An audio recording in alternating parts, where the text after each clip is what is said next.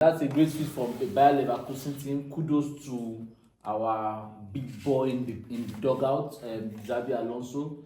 It's his first outing. And remember the season before when he took Bayer, they were on the verge of relegation. They had a lot of bad results, but he has turned it around and he has brought them to a good outing. Unlike some coaches that have the near win syndrome in our darling Mikel Arteta. I know that was going to exciting to hear Arteta with his near win syndrome. Arsenal actually did a lot, showed a lot of improvement and character this season, and apart from assisting their players to win a lot of trophies, they also assisted Manchester United to win the FA Cup. What do you have to say? Congratulations to Man U for winning the FA Cup. Well, point of correction. He didn't assist Man U to win the FA Cup.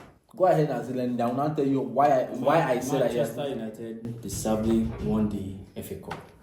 Even though our performance in the semi-final and quarter-final wasn't that impressive, at least for me as a Manchester United fan that I've seen the glory days, but we deserve to win the final. Well, this is why Arsenal assisted, in my opinion, Manchester United to winning the FA Cup. Arsenal pushed Manchester City to the very last second of the season. They were on their heels, and Manchester City were focused 100% on achieving what has not been achieved in Premier League history, winning the Premier League 4 times in a row.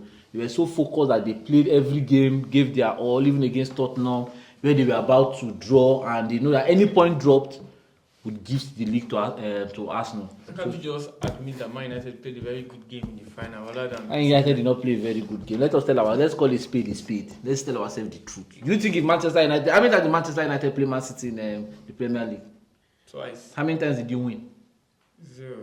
There you go.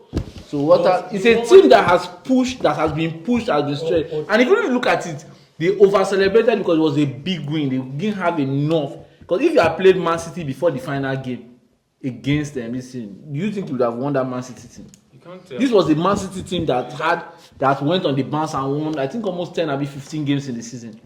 They did not drop a single point. And they played big teams now compared to Manchester United. But I know you want to look at that as an independent in the air. We are Manchester United, we played Man City, our rivals, and we won them. Whilst I agree that happened, you must understand that Man City mentality has been stretched. Man City's capability has been stretched. They've been playing every day, trying to give 110% to not drop that league. Then the next Saturday, after they've won and celebrated, gone to a couple of bars, they are the new big team in the league. They have won more than what Sir Alex Ferguson has done. And now they are at the peak of their performance. They come next Saturday. It means very little to them now. You have to understand that. I would disagree with you on that. I know you disagree. You saying Man City. If Coventry had played Man City on that Saturday, Coventry would have won. That's a big lie. You saying Man City was stretched. I personally disagree with that. Last season they won the treble.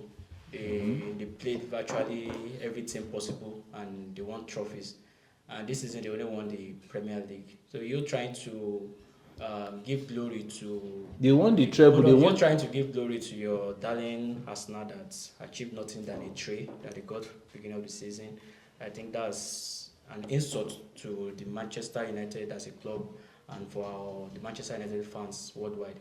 So you shouldn't take the credit or the praise that Man U deserved in that final. We played a very good game against one of the best teams in the world, which is Man City, and we won. So try not to give glory to Arsenal because you have nothing to do with our success. Okay, Dr. David, now be sincere with yourself. You watched Manchester United throughout the season, Manchester City throughout the season, and you watched Manchester City on that final day.